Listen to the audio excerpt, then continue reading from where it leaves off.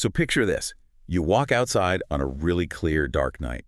You get away from the ambient glow of the city, away from the streetlights and all that noise. Right, just total silence. Exactly. You stand there in the silence, and the very first thing you do, the instinct that feels practically like hardwired into the deepest parts of our mammalian brains, is you tilt your head back. You look up. You look up. You stare out into that massive, overwhelming, glittering expanse of the cosmos.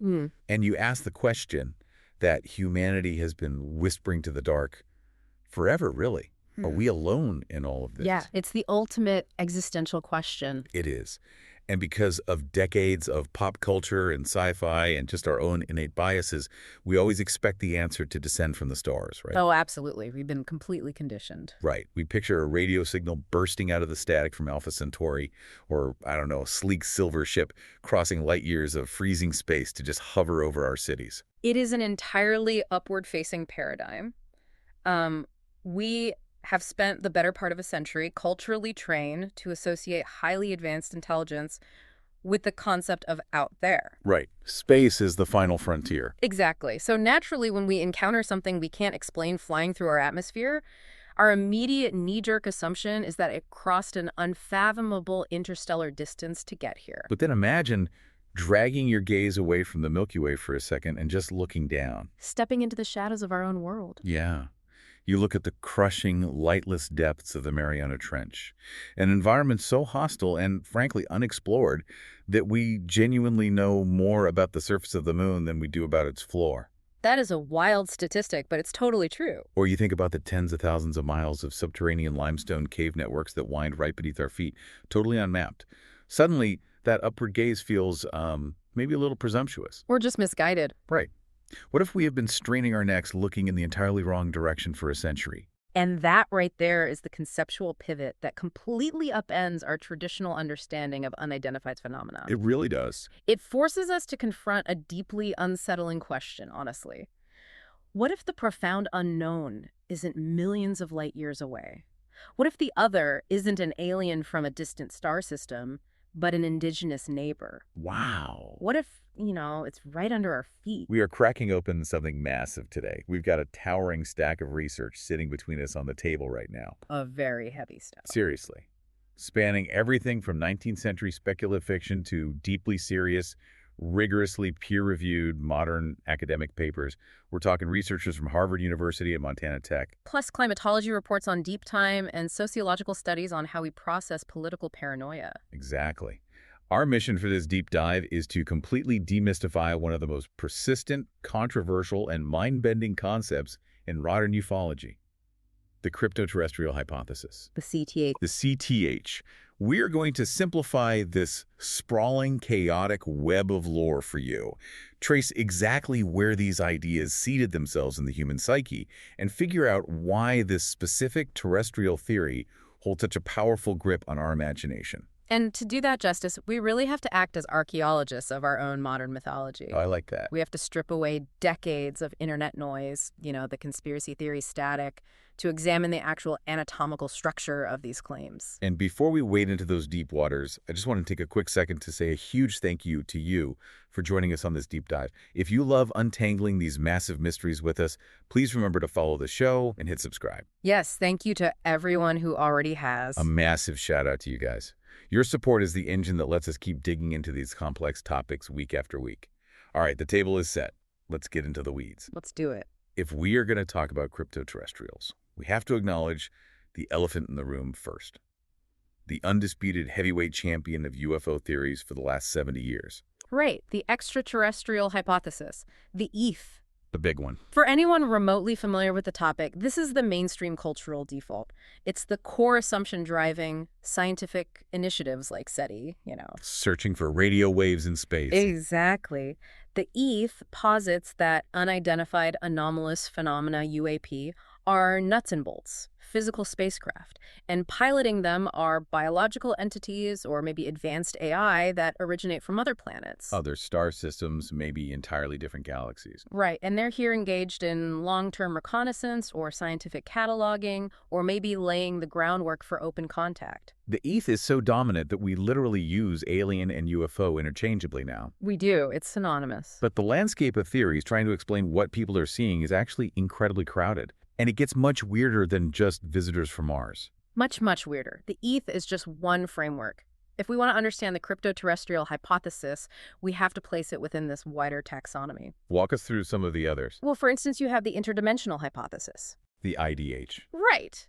Which suggests these craft aren't crossing the vacuum of physical space at all. Instead, they're bleeding over from adjacent realities or parallel universes or higher dimensions. Manipulating physics in ways we can't even fathom. Exactly. Then you have the time traveler hypothesis, which really bends the brain. Oh, I love this one. It argues that these entities aren't aliens at all. They are us. Wait, future us? Future us. They are highly evolved, biologically distinct descendants of modern humanity, traveling backward through time to observe their own distant evolutionary past. That is wild. Yeah. And then there's the breakaway civilization hypothesis, right? Yes, which kind of strips away the sci-fi entirely. It suggests a clandestine, occult cadre of elite humans right now possesses technology centuries ahead of the mainstream public. Like secret shadow governments. Exactly. And we also cannot overlook the psychosocial hypothesis. Which is more of the skeptic's view. Generally, yes. Yeah. Favored by sociologists and psychologists. It argues none of these phenomena represent physical hardware. Instead, they are modern mythological constructs. Like mass psychogenic illnesses. Or physical manifestations of deep-seated societal anxieties, just complex psychological projections. Okay, so we have this massive, sprawling buffet of explanations.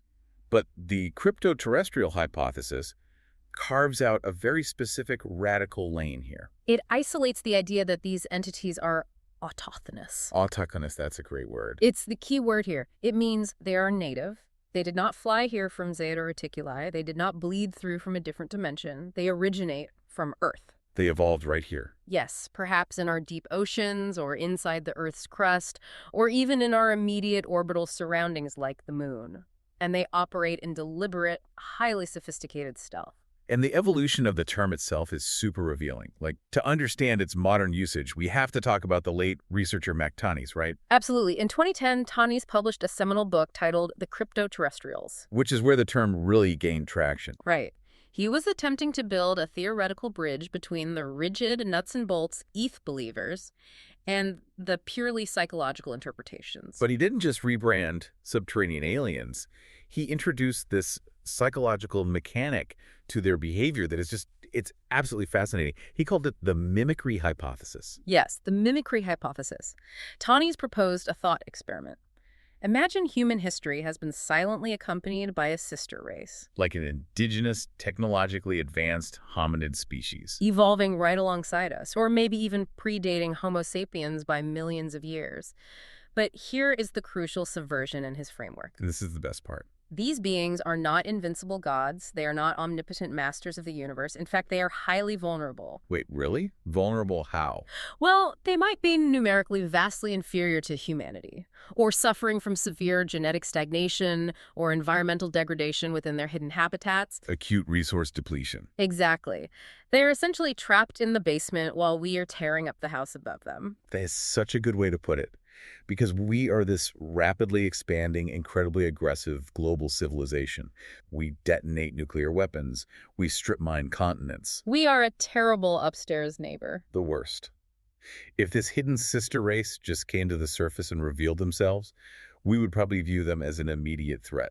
History shows we would likely try to wipe them out, or at the very least seize their remaining resources and technology. So how do they survive us? Subterfuge, misdirection. Right. It's like an animal puffing itself up to look bigger to a predator, like a blowfish. They swallow water to look massive so a shark won't eat them. Camouflage through the projection of overwhelming intimidation. Tanis theorized that to protect themselves, they intentionally masquerade as hyper-advanced interstellar space aliens. Oh, wow. So the whole alien thing is a theatrical production. Smoke and mirrors. By projecting this grand, terrifying illusion of being a godlike space armada, They manipulate human scientific investigation They force us to point our radio telescopes outward.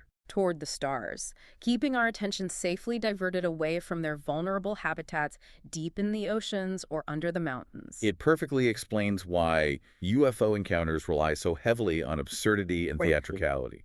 They aren't acting like an omnipotent civilization casually crossing the galaxy. No, they're acting like a neighbor whose house is falling apart, desperately trying to scare you away from the property line. That is just brilliant. But if we pull the lens back and look at the broader timeline of human history, a really glaring question emerges. Which is? If these indigenous beings have always been here, hiding in the periphery, why did we only start calling them crypto-terrestrials recently? Oh, right. Like, why are they flying metallic saucers in the 20th century, but they weren't in the 12th century? To answer that, we have to look at the history of cartography. The mapping of the world. Yes. We have to trace how the literal mapping of our planet forcibly rewrote our mythologies. The intersection of geography and folklore is the bedrock of this entire theory, really. In antiquity, the unknown was horizontal. Horizontal. Meaning what exactly? Meaning monsters, gods, and hidden races lived at the extreme edges of the two-dimensional map. They lived beyond the ocean horizon, or in the dark forests, or across impassable mountains. The classic, here be dragons on the edge of the parchment. Exactly. But as human exploration accelerated, as colonial, maritime, and scientific expeditions systematically charted the physical surface of the globe, those blank spaces were violently filled in. The map shrank. We explored the continents, we sailed the oceans, and we didn't find any dragons or hidden kingdoms. We did not. The locus of the unknown was forcibly displaced by the light of scientific scrutiny. But the human psychological need for mystery for the other, that didn't disappear just because the map was full. So the unknown had to migrate to survive. Precisely. By the mid to late 19th century, as the surface of the Earth was largely conquered and quantified, the unknown was pushed downward. It retreated into the subterranean deep. Which brings us directly to the realm of fiction. Specifically, 1864, and a man named Jules Verne. A pioneer of science fiction. He writes Journey to the Center of the Earth.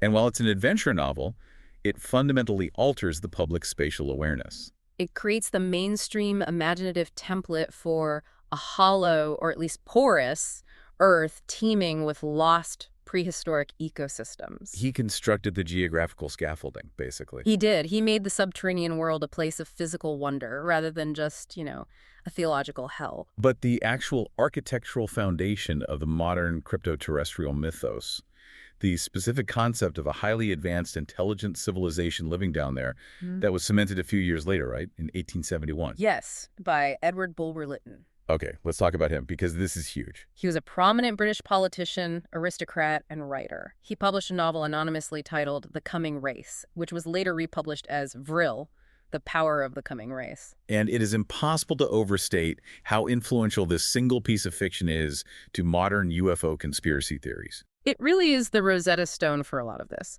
In Bulwer Lytton's narrative, a wealthy American explorer accidentally discovers a vast illuminated subterranean realm. And he encounters a master race down there. The Vrilia.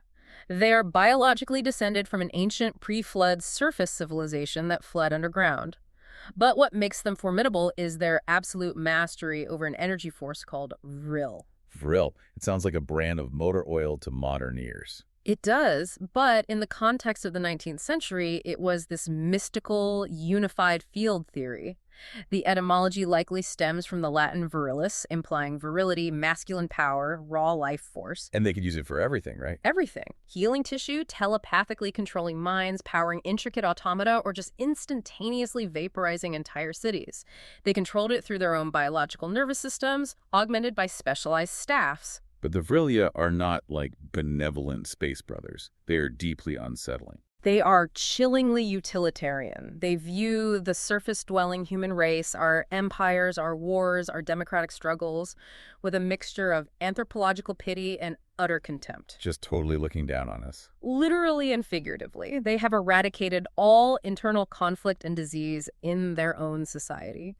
And the central looming terror of the novel is their absolute conviction that they are the inevitable successors to the planet. They're just waiting us out. Just waiting out the clock until they inevitably emerge to casually sweep aside the inferior surface races and reclaim the Earth. And the irony of all this, the massive historical twist that I just find so funny, is that Bulwer Lytton almost certainly wrote this as a biting political satire. He did. He was a conservative mocking the utopian, democratic, and early feminist ideals of his era. He was essentially saying, oh, you want a perfect, conflict-free utopian society? Here it is, and it's terrifyingly sterile and fascist. But his audience completely missed the joke. Completely missed it. Occultists read this satire and took it literally. They adopted it as gospel. The pseudoscientific description of real energy resonated deeply with the burgeoning esoteric movements of the late Victorian era, specifically theosophy.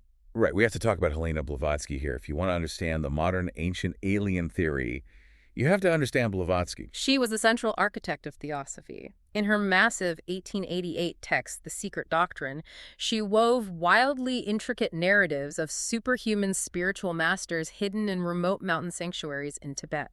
And she explicitly detailed a complex cosmology involving sequential root races, right? Yes. Ancient, technologically and spiritually advanced progenitor species living in lost continents like Lemuria, Atlantis, and Hyperborea. She literally used terms like dragon men and referenced hidden earthly superiors guiding human evolution from the shadows. She took the fictional Aurelia and cemented them into the bedrock of the esoteric canon. And this literary evolution didn't stop with spiritualism. Just 7 years after Blavatsky, in 1895, H.G. Wells published The Time Machine. Introducing the Morlocks. The Morlocks, who are basically the dark mirror to the Vilya. Precisely. The Morlocks are degenerate, nocturnal, subterranean mutants, an evolutionary offshoot of the working class. They maintain the advanced machinery underground, but they literally herd and feed upon the surface dwellers, the Eloi. Right. So structurally, at the turn of the 20th century, literature establishes the dual archetype of the hidden earth dweller. The entity beneath our feet is either a godlike spiritual superior waiting to rule us, like the Vilya, or they are a degenerate, malicious mutant waiting to consume or torture us, like the Morlocks. Okay, but I have to stop and play the skeptic for a second, because looking at this timeline, what we currently consider modern UFO lore, it's essentially just 19th century science fiction and occult fan fiction that mutated and got entirely out of hand, right? That is exactly what a rigorous historical analysis reveals. Literature provides the architectural scaffolding. It shapes the cognitive lens through which we process the unknown. The vocabulary. Exactly. But the leap from Victorian occult literature to the paranoid nuts and bolts conspiracy theories of the modern era requires an intermediary. A missing link. A missing link to show how we jumped from ethereal spiritual masters to biological beings wielding physical ray guns in caves. And that link is a 1940s pulp science fiction magazine. Yes. We are talking about the Shaver mystery. If there's one historical event that explains the sheer madness of modern conspiracy culture, it is this. It is one of the most bizarre, tragic, and culturally consequential sociological phenomena of the 20th century. And it all begins in 1932 with a man named Richard Sharp Shaver. Right. Richard Shaver was working on an automotive assembly line in Michigan. It was a loud, isolating environment. And during his shifts, he began experiencing severe auditory hallucinations. He became absolutely convinced he could hear distinct voices being transmitted directly into his mind, modulated through the heavy welding equipment he was operating. Now, tragically, it is well documented that Shaver had a history of severe mental health struggles, including psychiatric hospitalizations for paranoid schizophrenia.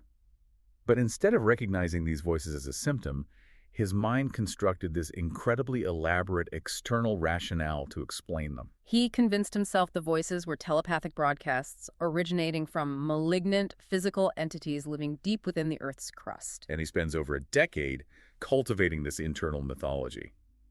Then, in 1943, he decides to reveal his truth to the world. He types up a sprawling, chaotic manuscript and submits it to Amazing Stories, which was one of the most widely circulated pulp sci-fi magazines in America at the time. And the editor was a man named Ray Palmer. Shaver's initial letter to Palmer is just a masterclass in outsider logic. He didn't just claim to hear voices. He claimed to have uncovered the fundamental code of reality. He called it Mantong. Mantong. Mantong was purportedly the ancient proto-language of the universe. Shaver's central claim was that every phonetic sound and letter contained a hidden, intrinsic structural meaning. It wasn't symbolic. It was literal cosmic physics translated into phonetics. He provided a cipher. For example, the letter D inherently stood for detrimental. The letter E represented energy. The letter L stood for life. So you could apply this to modern English words, like he used the word deleterious. Right. D.E.L. Shaver claimed deleterious was an ancient warning embedded in our language, literally meaning detrimental energy for life. From a psychological standpoint, that is a textbook manifestation of linguistic pareidolia, Yeah. a mind desperately searching for deep meaning in random coincidences. A mind attempting to impose order on internal chaos. But Ray Palmer, the editor, did not look at this manuscript and see a psychiatric crisis. No, he saw dollar signs. Immense commercial potential. Palmer took Shaver's chaotic ravings, heavily rewrote them, and published the story under the title I Remember Lemuria in 1945. And it was an absolute sensation. Palmer turned Shaver's delusions into a cash cow. And the lore they injected into the public bloodstream was wildly elaborate. They detailed a complete alternative history of the planet involving a prehistoric super race known as the Atlans and the Titans. Who colonized Earth millions of years ago, built massive cavern cities, but then had to flee because of toxic solar radiation. Leaving behind a small contingent of offspring who couldn't make the interstellar journey. And over millennia, trapped underground, they'd evolved into two distinct biological factions. The good guys and the bad guys. The Teros and the Deros. Right. Teros stood for Integrative Energy Robot. But he meant a biological entity sustained by cosmic energies. The Teros were benevolent. But the Deros, the detrimental energy robots. The Deros were the dark core of Shaver's paranoia, sadistic, degenerate, immortal mutants who thrived on cruelty, and they had access to abandoned Atlantean machinery. Telepathic ray machines, surveillance devices, teleportation tech. According to Shaver, the Deros used this hardware to project hallucination-inducing voices into our minds, orchestrate accidents on the surface, and kidnap humans for torture. If you lost your keys, it was a Dero. If a plane crashed, Dero Ray. But the truly staggering part isn't the story. It's the public response. When Palmer published it, readers didn't just enjoy it as sci-fi. They flooded the magazine with thousands upon thousands of letters. Claiming Shaver was telling the truth. Yes. Thousands of readers claimed they, too, had heard the voices of the Deros whispering from the drains. They attributed their own ailments to telepathic assaults from the caverns. We really need to pause and reflect on that. Think about how powerful media is. A pulp sci-fi story, effectively rewritten by a cynical editor to sell 10-cent magazines, caused a literal mass delusion. It is a phenomenal demonstration of mimetic engineering. It permanently secularized the ancient occult myths. It stripped away the spiritual veneer. Exactly. Suddenly, historical demons and fairies were recontextualized as flesh and blood biological beings, armed with tangible, mechanical technology, ray guns, and surveillance screens. It primed the public perfectly for the modern UFO era, which kicked off just 2 years later in 1947 with Kenneth Arnold's flying saucers. It provided the exact vocabulary the public needed. Okay, so we have this incredibly muddy foundation. Victorian satire, occult spiritualism, 1940s mass hysteria. With all of this contaminating the data, how do modern researchers even begin to study this without drowning? They have to impose order on the chaos. They must categorize the claims. Which brings us to a highly significant and controversial paper published in 2024. In the peer-reviewed journal Philosophy and Cosmology. Yes, authored by Tim Lomas and Brendan Case from Harvard University, alongside Michael P. Masters, a biological anthropologist from Montana Tech. This paper made massive waves. It brought the crypto-terrestrial conversation into the mainstream news cycle. What they attempted was a monumental act of synthesis. They combed through historical mythology and modern UAP reports to outline a taxonomic framework. They broke the hypothesis down into 4 distinct branches. Let's walk through these 4 types. It's a perfect roadmap for the listener. So, Type 1, or CTH1, human crypto-terrestrials. This posits the existence of a technologically advanced ancient human civilization that evolved prior to our known historical epochs. And survived a cataclysm by retreating underground. Exactly. Survivors of Atlantis or Agartha. It heavily overlaps with the modern breakaway civilization concept, occult elites with tech centuries ahead of us. The secret humans. Moving on to CTH2, hominid or theropod crypto-terrestrials. This involves a distinctly non-human intelligent species that evolved naturally on Earth. They adapted to live in stealth to avoid ecological competition with us. So this is where Bigfoot theories fit in, as advanced hominids. Or, more spectacularly, highly evolved descendants of bipedal theropod dinosaurs. The reptilians. We're definitely coming back to the psychology of that. But let's look at CTH3, extratemporal or former extraterrestrials. It's a hybrid category, entities that originally hail from the deep cosmos or our own future. The defining characteristic is that they arrived in the distant past and permanently integrated into earthly habitats. Time travelers or ancient astronauts who got stranded and moved into the oceans or the moon. Yes. And finally, CTH4, magical cryptoterrestrials. This one forces us to throw out the physics textbook entirely. It is the most ontologically demanding entities that don't interact via nuts and bolts technology. They operate through mechanisms that appear to us as magical, interacting heavily with human consciousness and perception. This is deeply tied to Jacques Vallée, right? Yeah. In 1969, he published Passport to Magonia. Seminal work. Vallée looked at UFO reports as folklore data. He realized modern alien abductions structurally mirror pre-industrial folklore perfectly. Missing time, medical procedures, strange beings. Historically, these entities were classified as fairies, elves, or trolls. Valley argued UFOs are just the modern manifestation of an ancient control system operating on human consciousness. It's as if the phenomenon is a shapeshifter.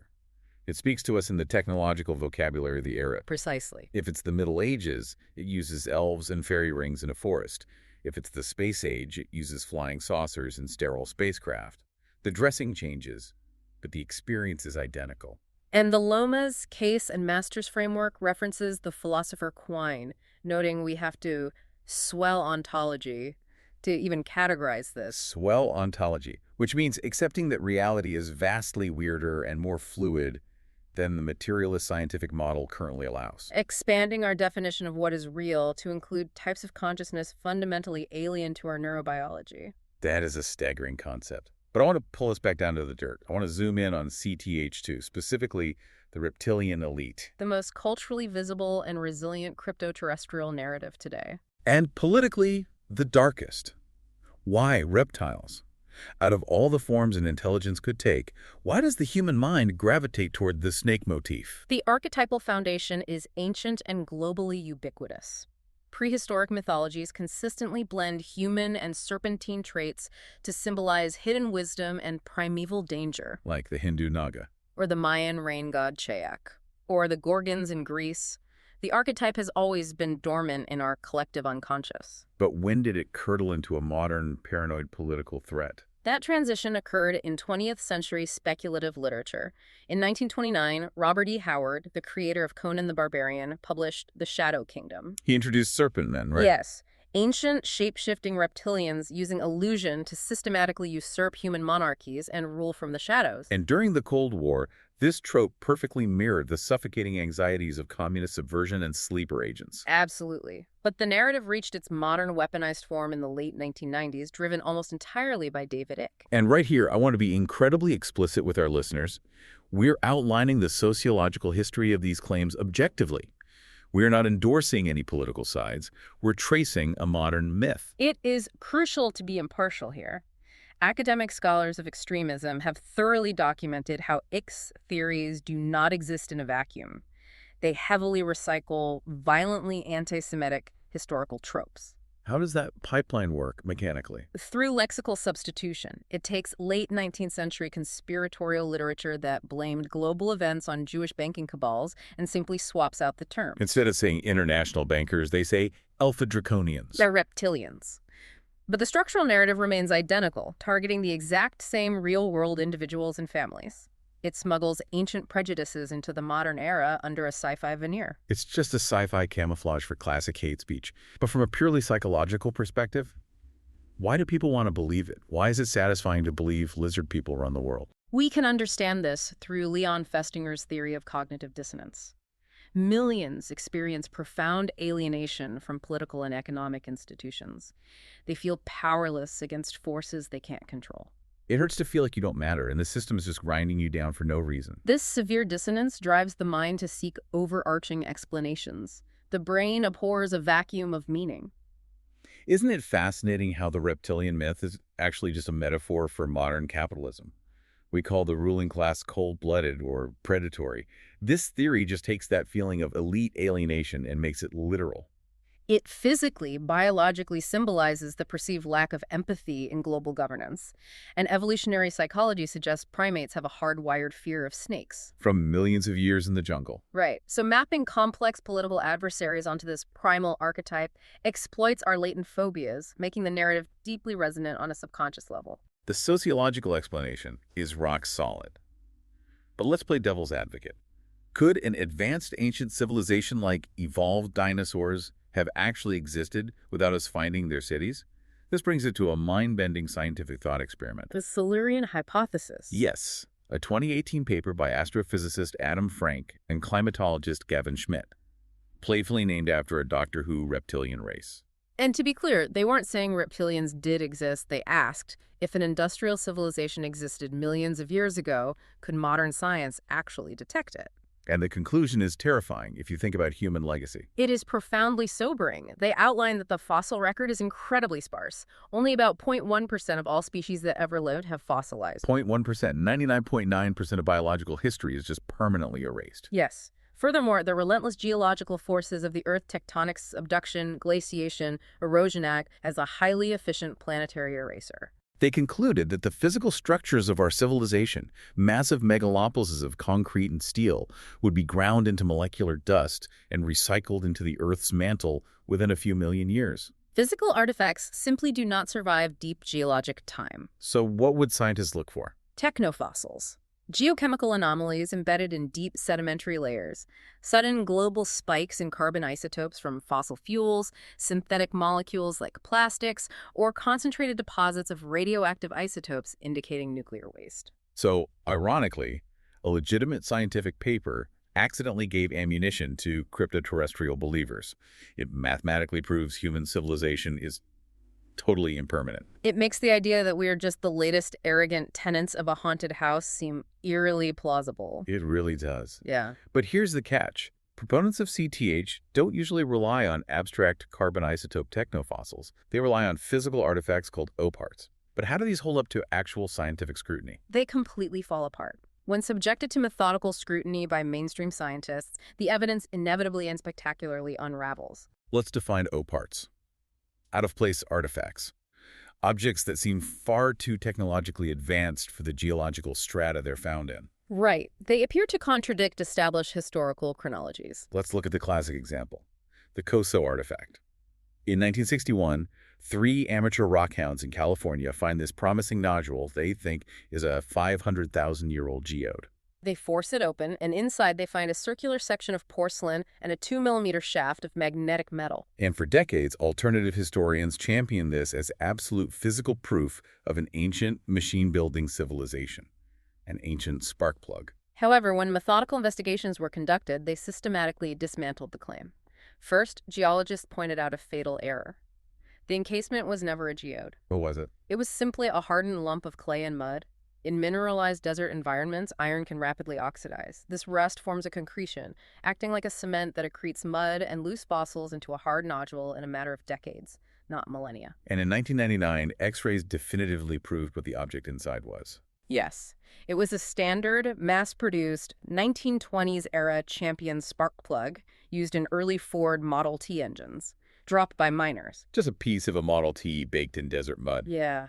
But what about the 300-million-year-old Russian screw, discovered by the Cosmopoisk group? They found an object embedded in ancient rock that looked exactly like a modern threaded metallic screw, and they proudly presented it as proof of prehistoric machinery. But paleontologists took one look at it and debunked it instantly. Because it's entirely natural. It is the fossilized remain of a crinoid, a class of marine animals known as sea lilies. Right, they grow these segmented stalks to tether themselves to the seabed. And when those stalk segments fossilize, their rib structure bears a striking, purely coincidental resemblance to a manufactured screw. This is pareidolia at play again.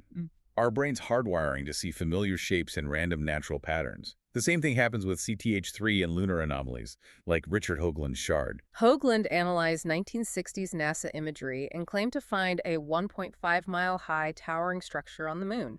But imaging experts explained it was just a digital artifact. Caused by aggressively manipulating and over-enlarging low-resolution film, a tiny scratch or dust particle blooms into a massive vertical anomaly on the screen. Pareidolia kicks in, and the brain sees a deliberate structure. This is the core difference between mainstream methodology and pseudoscience, right? Science tries to prove itself wrong. Pseudoscience invents new, invisible laws of physics just to keep its story alive. Structurally, the entire crypto-terrestrial framework relies on classic logical fallacies, primarily the argument from ignorance. We haven't explored the deep ocean, so ancient races must live there. Exactly. And when geophysicists point out that millions of biological beings underground would leave a massive thermodynamic and seismic footprint, proponents engage in special pleading. They invent magical zero-point energy or multidimensional cloaking to explain the lack of heat signatures, which makes the theory totally unfalsifiable. And if a theory cannot, even in principle, be proven wrong, it ceases to be science. It becomes theology. So if the physical evidence completely unravels under scientific scrutiny, why does this myth continue to survive and evolve? Because it provides something we desperately need. It acts as a highly adaptable cultural chameleon. It shifts its vocabulary to match the dominant science of the era. From the edges of the map, to underground, to space. And now, back to our deep oceans. With all this modern interest in USOs, unidentified submersible objects. It represents a collective desire to re-enchant the immediate physical environment of Earth, as the cosmos seems increasingly cold and sterile. But there's a perverse psychological comfort here, too.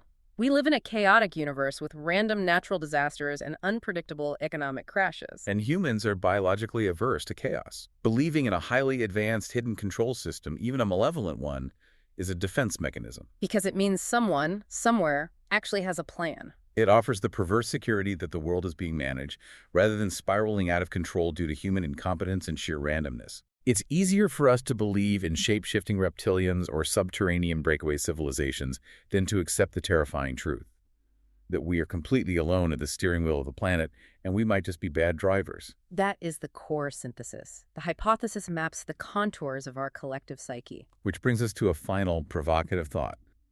The crypto-terrestrial hypothesis isn't really about hidden aliens at all. It's a dark, complex mirror.